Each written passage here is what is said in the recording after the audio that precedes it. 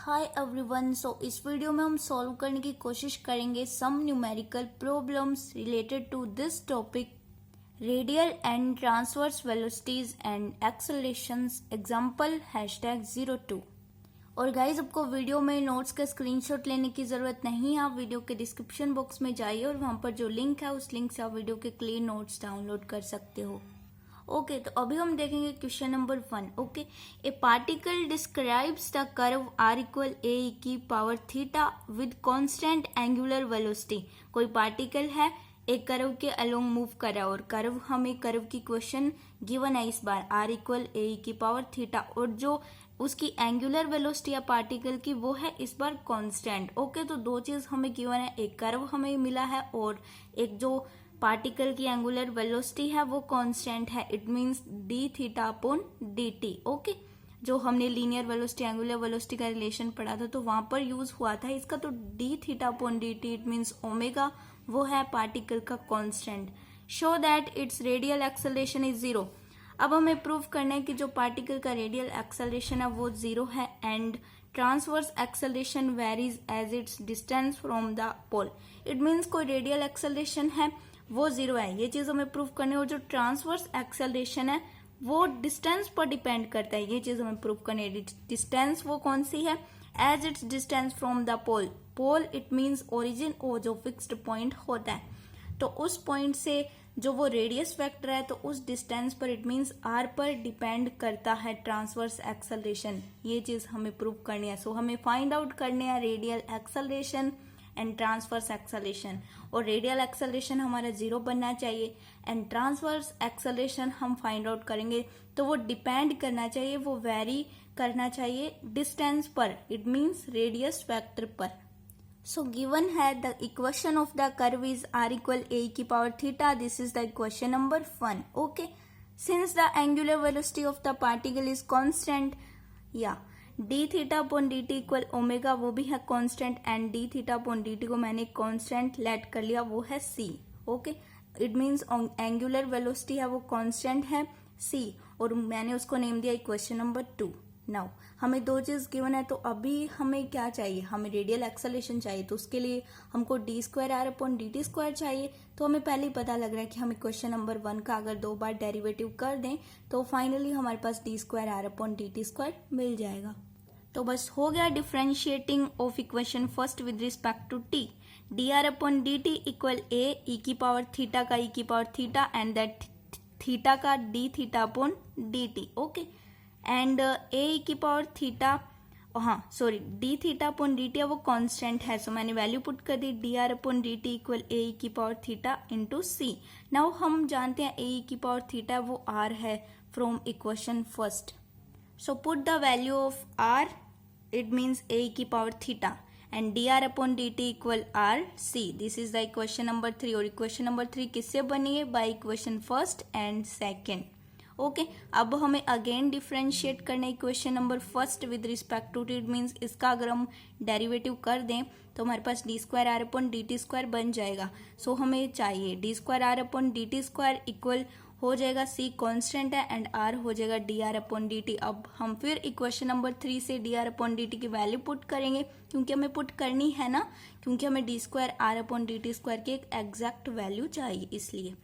So D square are upon D T square equal R double dot equal C, और ये C R, it mean C square R. So equation number 4 बताती है कि हमें R double dot की value मिल चुकी है। Now radial acceleration it means R double dot minus R theta dot square, या फिर D square are upon D T square minus R D theta upon D T का whole square.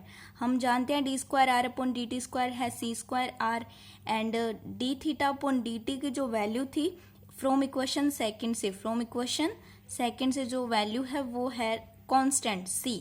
तो D theta upon D T की मैंने value put की c, so मुझे मिला R C square, ये आर है और सी स्क्वायर, तो C square R minus R C square 0। So finally हमने एक चीज तो प्रूव कर दी कि जो पार्टिकल का रेडियल एक्सेलरेशन है वो तो है 0। अभी हमें ट्रांसवर्स एक्सेलरेशन देखना है और ये भी देखना है कि क्या वो डिपेंड करता है रेडियस वेक्टर पर, इट मींस आर डिस्टेंस पर।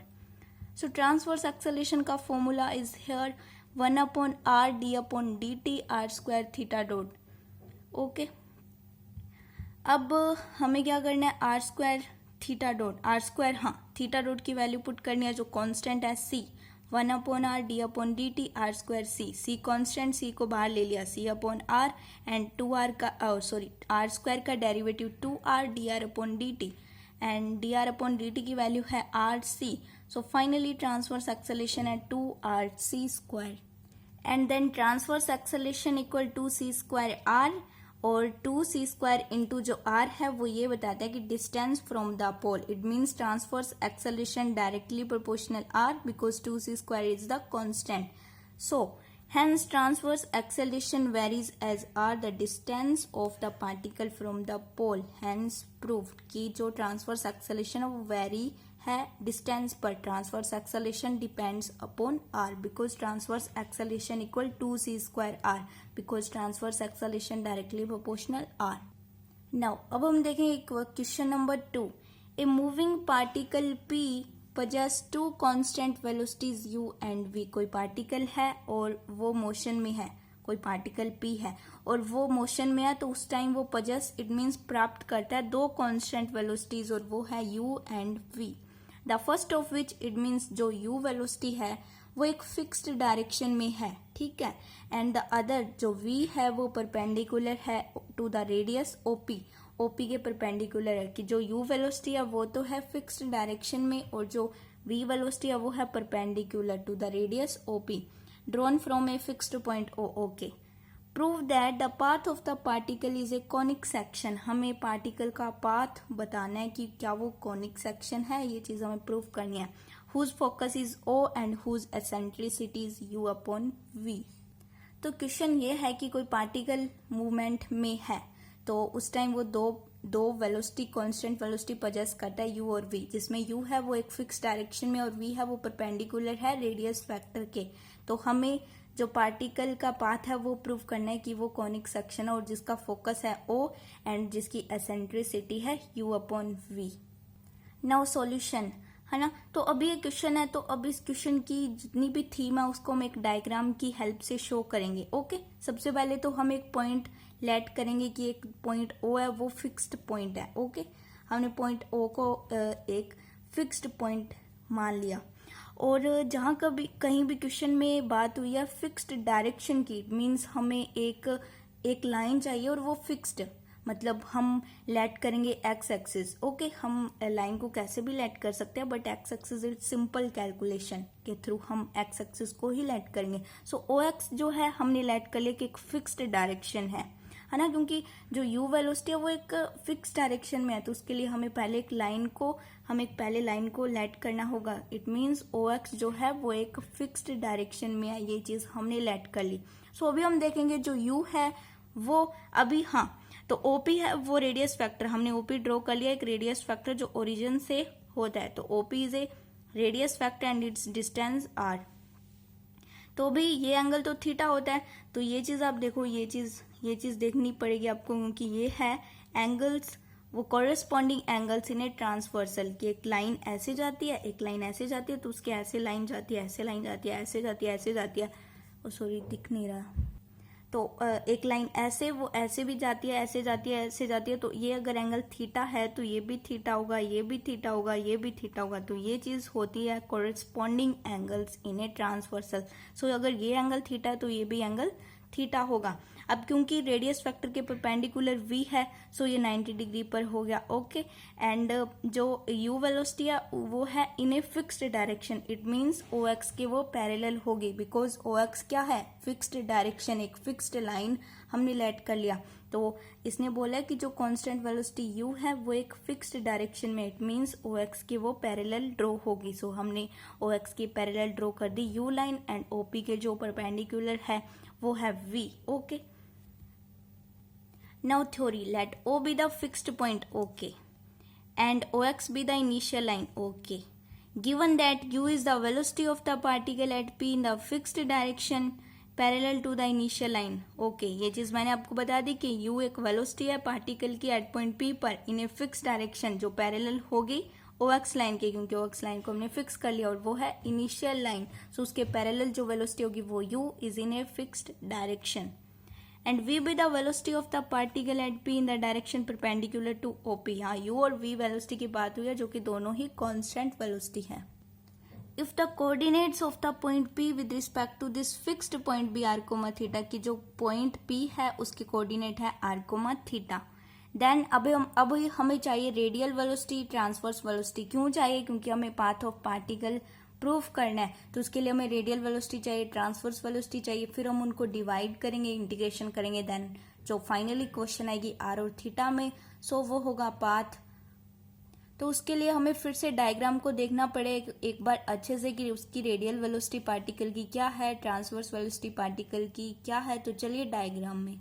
तो गाइज अभी ये डायग्राम बताएगा कि जो पार्टिकल की रेडियल वेलोसिटी क्या है, क्योंकि रेडियल वेलोसिटी क्या होती है, ओपी के अलोंग जो वेलोसिटी होती है वो रेडियल वेलोसिटी होती है। ओके, एंड जो पार्टिकल जो रेडियस वेक्टर के परपेंडिकुलर जो वेलोसिटी होती है वो ट्रांसवर्स वेलोसिटी होती है। तो अभी हम एग्जैक्ट तो बता नहीं सकते कि रेडियल वेलोसिटी क्या है, ट्रांसवर्स वेलोसिटी क्या है, और जब भी हम कोई भी वेलोसिटी को एग्जैक्ट तरीके से नहीं बता सकते तो हम उस वेलोसिटी के उस पार्टिकल के कंपोनेंट्स फाइंड आउट करते हैं, कंपोनेंट्स ढूंढते हैं कि क्या इसके कंपोनेंट होंगे। तो चलिए अभी हम देखेंगे कंपोनेंट्स।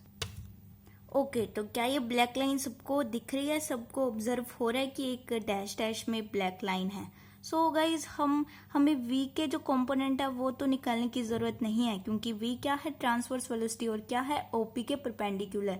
बट रेडियल वेलोसिटी के हमें कंपोनेंट चाहिए, बिकॉज वो अलोंग तो है नहीं, अलोंग नहीं है, क्योंकि u तो इसके क्योंकि u क्या is in a fixed direction parallel to initial line. So हमें u के कंपोनेंट फाइंड आउट करने की जरूरत है, इसलिए मैंने ये लाइन ड्रॉ की।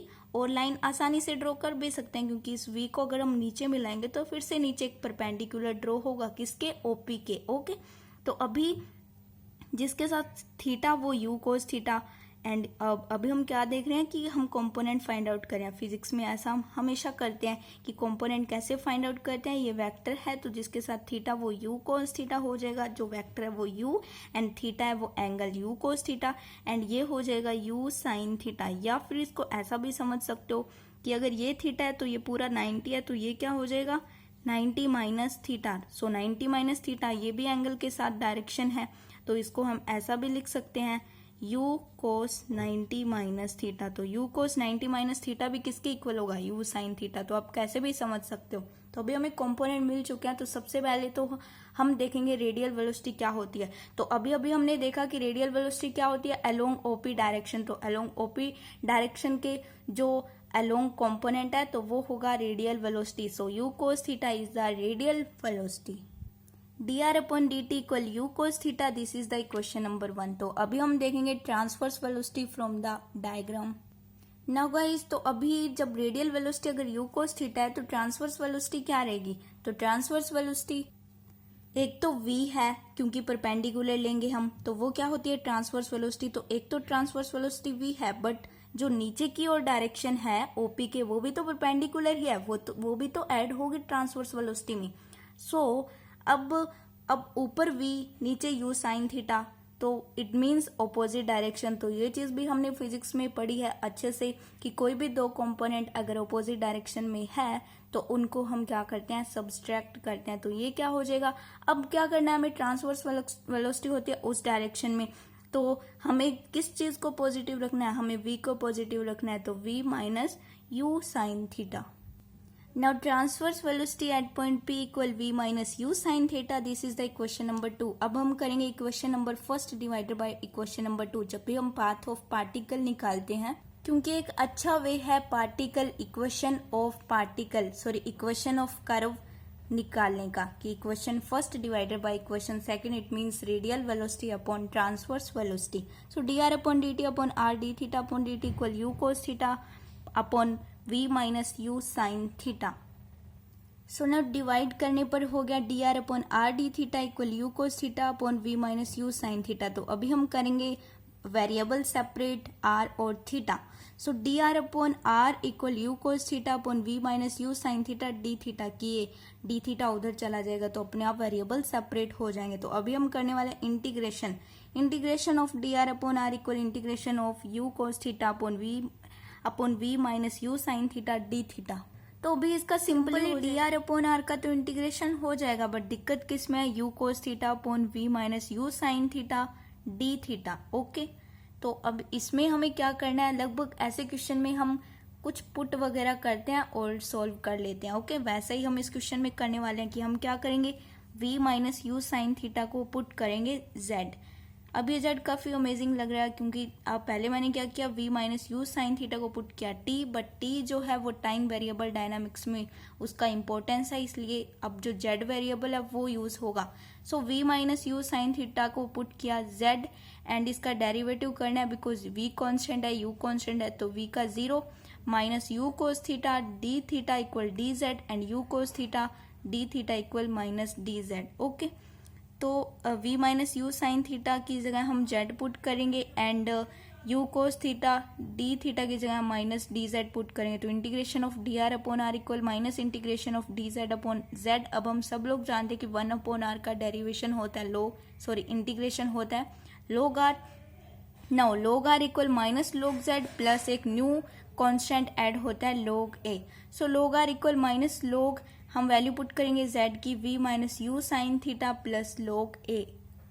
तो अभी हम क्या करेंगे, अभी हम log a को इधर लेके आएंगे, log r minus log a equal minus log v minus u sine theta. तो यहाँ पर सबकी कैलकुलेशन अपनी अपनी मर्जी है, कैसे भी करो। तो अभी मैंने क्या किया, इस इक्वेशन को माइनस से मल्टीप्लाई कर दिया बोथ साइड, तो ये हो गया मेरे पास log a minus log r equal log v minus u sine theta. तो अभी ये हो जाएगा log a अपॉन r, क्योंकि log m अपॉन n होता है log m minus log n, तो इस फॉर्मूला का यहाँ यूज हुआ है। तो log a upon are equal log v minus u sine theta and log से log cancel, a upon are equal v minus u sine theta. Okay, तो अभी हमें कुछ ऐसा बनाना है u अपॉन v वाला फॉर्म, क्योंकि एसेंट्रिसिटी बतानी है। क्योंकि जहां कहीं भी आपने कॉनिक सेक्शन वाला कॉन्सेप्ट पढ़ा होगा तो आपने एक इक्वेशन पढ़ी होगी, वो है ये L upon are equal 1 minus E sine theta. तो ये चीज आपने पढ़ी होगी, अगर नहीं भी पढ़ी तो अब पढ़ लो। L upon are equal 1 minus E sine theta, this is the equation of conic section. Okay, so ऐसा कुछ बनाना है, तो साइन थीटा का जो ये कोफिशिएंट्स है वो ई है, तो ऐसा हमें क्या करना है कि हमें ई की value u upon v prove करनी है। तो हम यहाँ से क्या करने वाले हैं, हम v को कॉमन लेंगे, तो ये हो जाएगा 1 minus u upon v sine theta and ये जो v है वो इधर आएगा डिवाइड में and a upon r v equal 1 minus u sine theta. तो भी l अपॉन आर वाली फॉर्म बनानी है, तो ऐसा हम कर सकते हैं, अपॉन में r रहेगा, a अपॉन वी हो जाएगा, तो a upon v upon are equal 1 minus u upon v sine theta. तो इसको हम इससे मैच करेंगे, तो L की वैल्यू देगा a upon v upon are equal 1 minus e की वैल्यू देगा u upon v and sine theta, which is of the form L upon r 1 minus E sine theta. L upon are equal 1 minus E sine theta हम सब लोग जान गए हैं। Where equal u upon v, ये चीज भी हम जान गए हैं। Therefore the path of P is a conic section. Okay, तो ये जो पाथ है, जो इक्वेशन आई है r और थीटा वेरिएबल में, तो ये है पार्टिकल का पाथ, कि पार्टिकल इस कर्व के अलोंग मूव कर रहा है। So therefore the path of P is a conic section whose focus is at O, जो हमने origin point as a pole let किया था, तो वो इस कॉनिक सेक्शन का फोकस होगा O point. And the eccentricity is u upon v, E equal u upon v। तो ये चीज हमको प्रूव करनी थी, एक तो पाथ और एक जो ये कॉनिक सेक्शन में जो ई की वैल्यू है u अपॉन v। तो ये जो वीडियो में दोनों क्वेश्चन है काफी अच्छे क्वेश्चन है एग्जाम की दृष्टि से, तो इनको एक बार फिर से ट्राई कीजिएगा।